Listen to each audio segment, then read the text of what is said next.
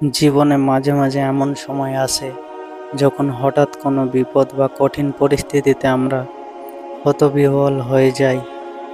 কখনো দিশেহারা লাগে, কি করব, কিভাবে সামলাবো, কিছুই বুঝে উঠতে পারি না। হতে পারে সেটা কোনো আকস্মিক অসুস্থতার, মানসিক অস্থিরতা কিংবা কোনো দুর্ঘটনা। কখনো এমন পরিস্থিতি আসে যখন মানুষের সাধ্যে কিছুই করার থাকে না। তখন দোয়াই হয় আমাদের সবচেয়ে বড় আশ্রয়। আল্লাহর কাছে কাকুতি মিনতি করে দোয়া করা ছাড়া তখন আর কিছুই করার থাকে না।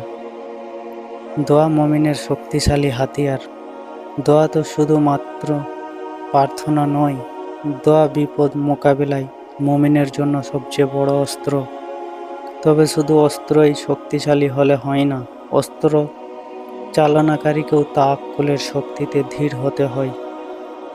অস্ত্র দোয়া এবং অস্ত্র চালনাকারীর মুমিনের অন্তর ধীর হলে দয়ালু আল্লাহ সেই ডাক কবুল করেন। এটা মুমিনের অটুট বিশ্বাস। আমাদের প্রিয় নবী সাল্লাল্লাহু আলাইহি সাল্লাম জীবনে বহুবার বহু ধরনের বিপদের সম্মুখীন হয়েছেন। শারীরিক কষ্ট, মানসিক চাপ, সামাজিক বয়কট, সবই তাকে সহ করতে হয়েছে। কিন্তু প্রতিটি কঠিন সময়ে তিনি কায়ম্য বাক্যে শুধু আল্লাহ তাআলাকে ডাকতেন। আল্লাহর রসূল সাল্লাল্লাহু আলাইহি ওয়াসাল্লাম কঠিন সময়ে প্রধানত ৩টি দোয়া পাঠ করতেন এবং তার উম্মতকেও পাঠ করতে উৎসাহ দিয়েছেন। দোয়া ৩টি হলো, প্রথমে ১ নম্বর দোয়া হচ্ছে দোয়ায়ে ইউনূস। সাদ ইবনে আবি ওয়াক্কাস রাদিয়াল্লাহু তাআলা আনহু বলেন, রাসূল সাল্লাল্লাহু আলাইহি ওয়াসাল্লাম বলেন, মাছের পেটে থাকাকালীন নবী ইউনূস যে দোয়াটি করেছিলেন সেটি কোনো মুসলিম পাঠ করলে আল্লাহ সুবহানাহু ওয়া তাআলা অবশ্যই তার ডাকে সাড়া দেবেন। সুনানে তিরমিজি। দোয়াটি হচ্ছে লা ইলাহা ইল্লা আনতা সুবহানাকা ইন্নী কুনতু মিনাজ জালিমিন। অর্থাৎ আপনি ছাড়া কোনো সত্য ইলাহ নেই, আপনি অতি পবিত্র, নিশ্চয়ই আমি অত্যাচারীদের অন্তর্ভুক্ত। দ্বিতীয়ত হচ্ছে দুশ্চিন্তা ও পেরেশানি দূর করার দোয়া।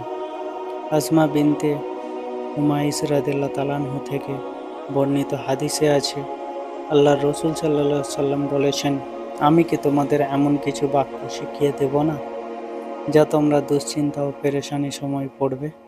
সাহাবী বললেন, অবশ্যই শেখাবেন।